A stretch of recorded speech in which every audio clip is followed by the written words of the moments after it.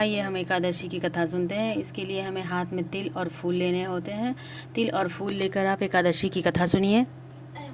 कार्तिक मास के शुक्ल पक्ष की एकादशी को देव उठानी एकादशी, देवोत्थान एकादशी, देव उठनी 11, प्रबोधनी एकादशी आदि नामों से जाना जाता है। इस दिन श्री हरि विष्णु निद्रा से जागते हैं। तो आइए हम कथा सुनते हैं। एक राजा के राज्य में सभी लोग एकादशी का व्रत रखते थे। प्रजा तथा नौकर चाकर से लेकर पशुओं को एकादशी के दिन अन्न नहीं दिया जाता था। एक दिन किसी दूसरे राज्य का एक व्यक्ति राजा के पास आकर बोला, महाराज कृपया करके मुझे नौकरी पर रख लें। तब राजा ने उसके सामने एक शर्त रखी कि ठीक है, रख लेते हैं, किंतु रोज तो तुम्हें खाने को सब कुछ मिलेगा, पर एकादशी को अन्न नहीं मिलेगा।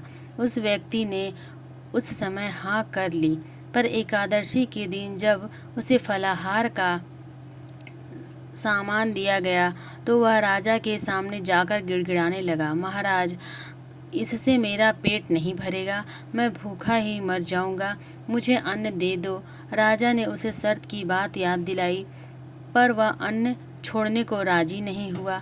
तब राजा ने उसे आटा, दाल, चावल आदि दिए। वह नित्य की तरह नदी पर पहुंचकर और स्नान कर भोजन पकाने लगा।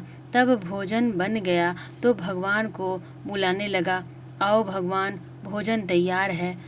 उसने बुलाने पर पीताम्बर धारण किए भगवान चतुर्भुज रूप में आ पहुँचे।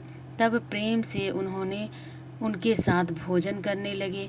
भोजन आदि करके भगवान अंतर्ध्यान हो गए तथा वह उसके काम पर चला गया। 15 दिन बाद अगली एकादशी को वह राजा से कहने लगा कि महाराज मुझे दुगना सामान दीजिए। उस दिन तो मैं भूखा ही रह गया।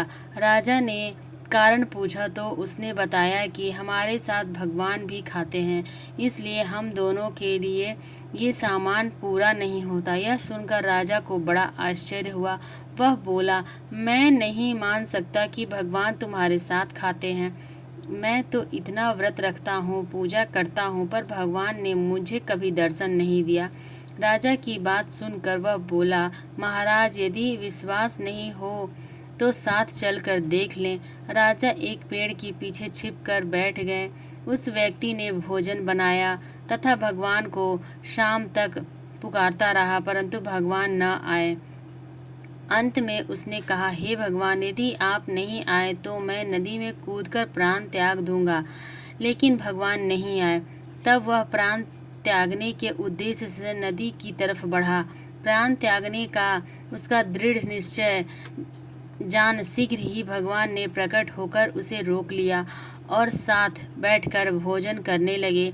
खा पीकर वे उसे अपने विमान में बैठकर अपने धाम ले गए। यह देख राजा ने सोचा कि व्रत उपवास से तब तक कोई फायदा नहीं होता जब तक मन शुद्ध ना हो।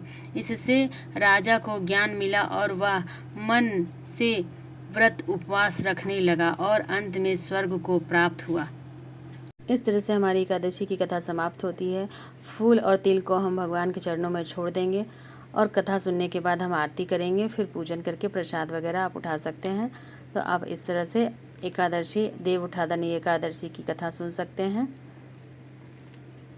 एकादशी की कथा आप लोगों को कैसी लगी कमेंट करके ज़रूर बताइएगा। मेरे चैनल पर बने रहने के लिए मुझे सब्सक्राइब कर दीजिए और बेल आइकन को भी प्रेस कर दीजिए। हम सभी महिलाएं घर में तीज त्यौहार का व्रत कैसे करती हैं जानने के लिए मेरे चैनल पर बने रहिए। राधे राधे फ्रेंड्स।